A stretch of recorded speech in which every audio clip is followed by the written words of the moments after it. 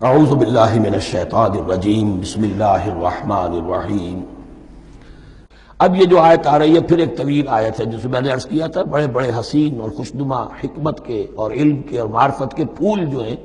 وہ اس بنتی میں بن دیے گئے ہیں۔ دو لڑیاں یعنی شریعت، عبادات اور معاملات، دو لڑیاں انفاق اور جہاد، قتال، جہاد بالمال، جہاد بالنفس، اور ان میں یہ پھول آ جاتے ہیں عظیم۔ اس کو میں نے عنوان دیا ہے آیت الاختلاف، آیت الآیات، آیت البر، اور یہ آیت الاختلاف۔ اختلاف کیوں ہوتا رہا ہے؟ اور یہ بہت اہم ہے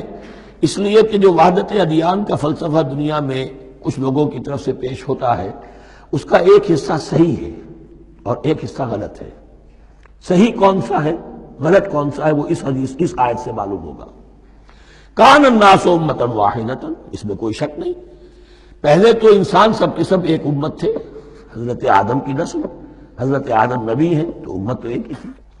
جب تک کہ ان کے اندر گمراہی پیدا نہیں ہوئی، اختلافات نہیں ہوئی، شیطان نے کچھ لوگوں کو نہیں ورگلایا، اس وقت تک تو کان الناس امۃ واحدہ، تمام انسان ایک ہی امت تھے۔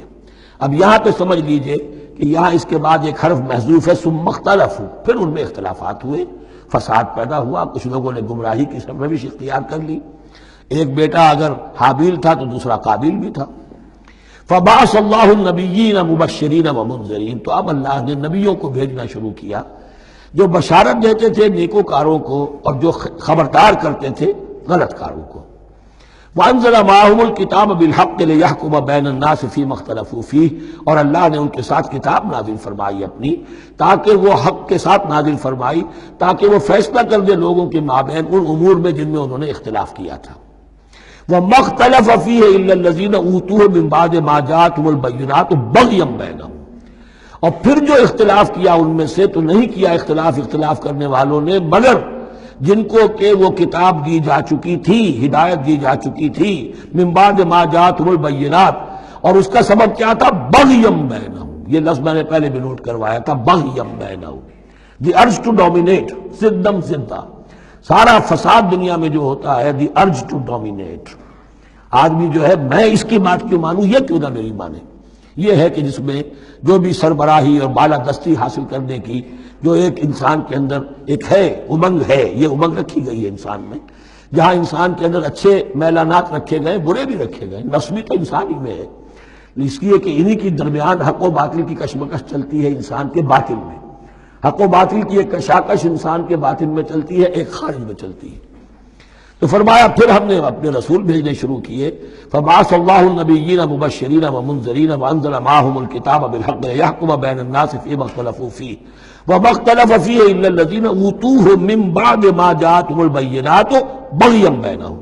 فہدی اللہ الذین آمنوا لما اختلفوا فیہ من الحق باذنہ۔ تو اب اس کے بعد اللہ تعالی نے ہدایت دی ان لوگوں کو جو ایمان لائے ان چیزوں کے بارے میں جس میں کہ وہ اختلاف کر چکے تھے حق سے، اپنے حکم سے اللہ نے ان کو ایمان کی طرف ہدایت فرما دی۔ واللہ یہدی من یشاء الی صراط مستقیم، اور اللہ ہدایت دیتا ہے جس کو چاہتا ہے سیدھے راہ کی طرف۔ لیکن اس کا دوسرا ترجمہ یہ بھی ہوگا اللہ ہدایت دیتا ہے اس کو جو چاہتا ہے، من یشاء، من یشاء میں اللہ کی مشیت بھی ہے اور جو ہدایت کا طالب ہوتا ہے، واللہ یہدی من یشاء، جو چاہتا ہے اس ہدایت کا طالب ہوگا، یہ اللہ کے ذمے ہے، اللہ نے اسے اپنے اوپر ایک ذمہ داری سمجھا ہے کہ اس کو یقیناً ہدایت دے گا۔ والذین جاہدوا فینا لنہدینہم سبلنا، جو ہمارے راستے میں کوششیں کریں گے، حق کی طرف بڑھنا چاہیں گے، ہم لازماً ان کو راستہ دکھائیں گے، اپنے راستوں کی طرف ان کی رہنمائی کریں گے، یہ اللہ نے اپنے ذمے لیا۔ صدق اللہ العظیم۔